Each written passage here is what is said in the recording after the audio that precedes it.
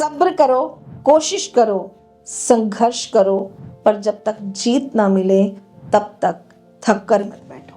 आजकल इतने हम एग्जाम्पल्स देखते हैं, इतनी सारी बातें सुनते हैं कि वो थक कर हार गया, उसने ज़िंदगी से मुंह मोड़ लिया, उसने काम ही छोड़ दिया, उसने सुसाइड कर लिया।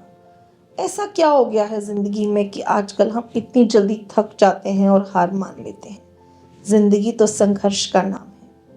तो आज इस संघर्ष की एक बहुत ही प्रेरणादायक कहानी मैं आपके साथ शेयर करना चाहती हूँ। एक आश्रम में बहुत सारे शिष्य शिक्षा ग्रहण करते थे।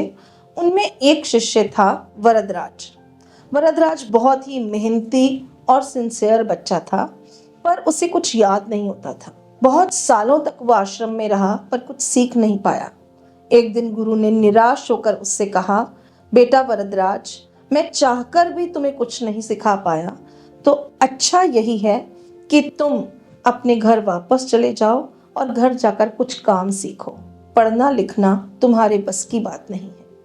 वरदराज दुखी मन से गुरु की आज्ञा लेकर घर की तरफ वापस लौट चला। रास्ते में चलते हुए उसे प्यास लगी और वो एक कुएं के पास रुका। जब उसने बाल्टी उठाकर पानी भरना चाहा तो उसने देखा कि एक मामूली सी नारियल की जो रस्सी है, उससे कुएं के पास का जो पत्थर है उस पर बहुत गहरा निशान पड़ गया है। उसके दिमाग में यहीं से एक बिजली की तरह बात कौंधी कि अगर एक नारियल की रस्सी से पत्थर पर निशान पड़ सकता है तो मैं तो इंसान हूँ, मैं मेहनत करके, परिश्रम से, अभ्यास से क्या नहीं कर सकता।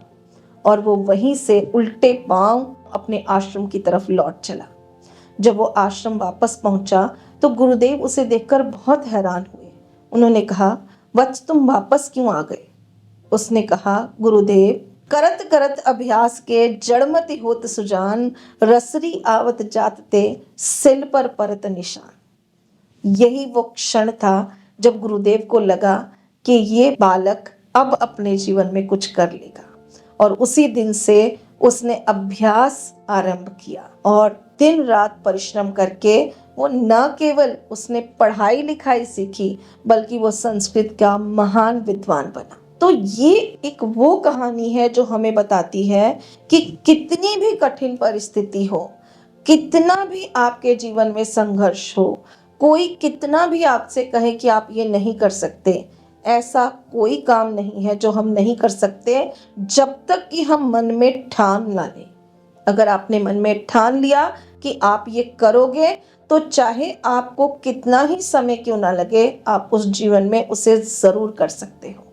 तो इसी आशा के साथ कि हम जीवन में किसी भी परिस्थिति में ना डगमगाएं और कभी ये ना सोचें कि ये हम नहीं कर सकते, हम हमेशा आगे बढ़ते रहें और अपने जीवन में सफल बनते रहें।